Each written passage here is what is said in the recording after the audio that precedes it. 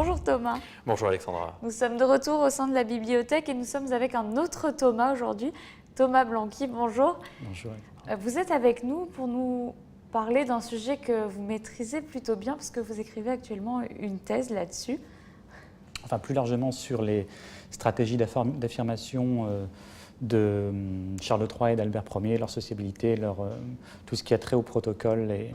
Mais effectivement, l'ordre de Saint-Charles rentre dans cette catégorie de stratégie. Donc effectivement, D'affirmation de la souveraineté. Oui. Puisque les monarchies ont toujours eu besoin de distinguer leurs serviteurs émérites et les princes de Monaco ont commencé au XVIIe siècle par accorder la noblesse à un certain nombre de compagnons d'armes qui ont aidé Honoré II, le prince Honoré II, à libérer Monaco du joug espagnol, du protectorat espagnol qui était devenu un peu encombrant.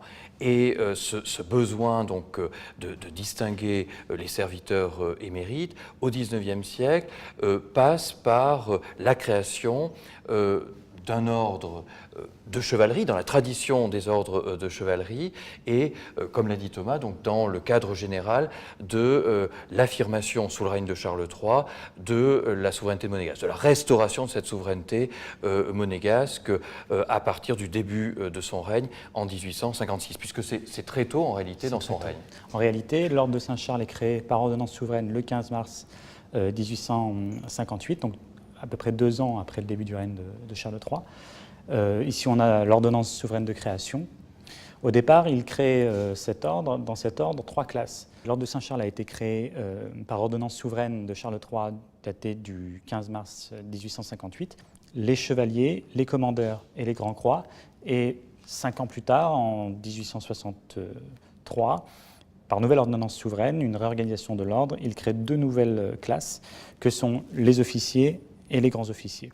Alors, pour les insignes de grand officier, on retrouve la cravate de commandeur à laquelle est adjointe la plaque donc, qui est assez volumineuse et que l'on va retrouver liée cette fois à l'écharpe pour le grade ultime qui est le grade de grand croix.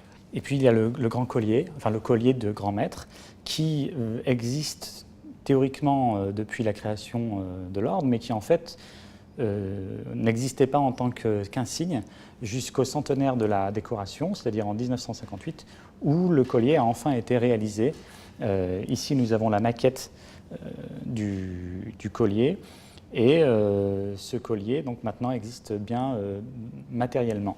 On voit qu'il y a différents symboles que l'on retrouve sur ce collier. Oui, alors on a, comme d'ailleurs sur les autres médailles, le C, le double C entrecroisé qui est en fait le monogramme du prince Charles, et puis le blason des Grimaldi, donc fuselé de gueules et d'argent, la couronne princière, et cette croix qui est une croix à 4 branches en émail rouge et blanc comme les couleurs de Monaco, entourée de lauriers ou d'oliviers en fait, il y a des variantes selon les époques. C'est un peu les symboles qu'on retrouve sur les différentes décorations, mais évidemment ici... Ces insignes sont remises traditionnellement à l'occasion de la fête nationale. C'est un moment très important, très attendu par les récipiendaires. Ça reste l'une des plus prestigieuses. Est-ce qu'on pourrait la rapprocher peut-être par rapport à la France à la Légion d'honneur? Oui et non. Alors, oui, d'un certain côté, non, peut-être par l'aspect, le vocable, c'est-à-dire que cet ordre est dédié à Saint Charles, c'est-à-dire au protecteur du souverain qui l'a créé. Et en cela, on est peut-être plus dans la tradition de la monarchie française, de la monarchie des Bourbons, puisqu'on peut rappeler qu'en 1693, le roi Louis XIV crée un ordre qui est un ordre, c'est vrai, militaire, donc plutôt destiné aux officiers, à la noblesse, donc à l'époque, qui est l'ordre de Saint-Louis. Donc on peut imaginer que le prince Charles III a été effectivement influencé par la monarchie française et donc crée au nom de son saint patron un ordre qui va être effectivement le principal ordre. Mais d'un autre côté, c'est vrai, l'exemple de la Légion d'honneur est aussi un exemple qui a dû être pris en compte. Il faut le rappeler aussi que c'est une décoration remise aux civils. Oui, tout à fait. Ça n'a rien de militaire. En réalité, la différence finalement avec les ordres d'Ancien Régime, c'est que l'ordre de Saint-Charles, comme la Légion d'honneur, peuvent être remises à des civils et des roturiers, des personnes qui n'émanent pas de la noblesse, alors que dans l'Ancien Régime, c'était quand même pas vraiment le cas. Et c'est le service, donc à la différence de la devise de la Légion d'honneur qui est honneur et patrie, on retrouve effectivement, ici… là, il y a la mention Princeps et Patria, prince et patrie. Évidemment, de l'autre côté, il y a Deo Iuvante qui est la devise donc, de la famille princière. Et qui peut prétendre à cette distinction ?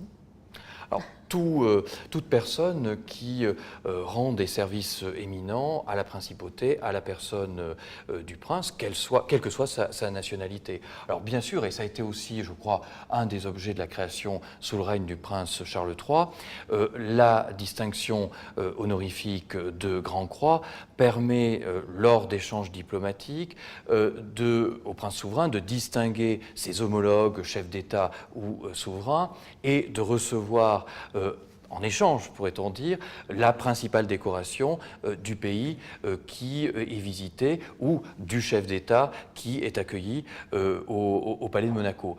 Tous les consuls de Monaco, ceux qui sont amenés à porter la décoration et ensuite à avoir une vie sociale dans leur pays de résidence, eh bien quelque part c'est une ambassade, c'est une sorte de petite représentation de la principauté qu'ils portent sur leur poitrine aussi. C'est cet aspect-là et donc effectivement l'aspect de véhiculer un petit peu l'image de marque de Monaco. Le poids du symbole. Le poids du symbole, voilà, tout à fait. Est-ce que vous pouvez me donner des noms, par exemple, de personnalités qui ont reçu le grade de Grand Croix ? Évidemment, les présidents de la République française, au moment de leur visite à Monaco. Donc, en dernier lieu, le président François Hollande, effectivement, a reçu la Grand Croix, mais souvent, c'est à l'occasion de voyages officiels.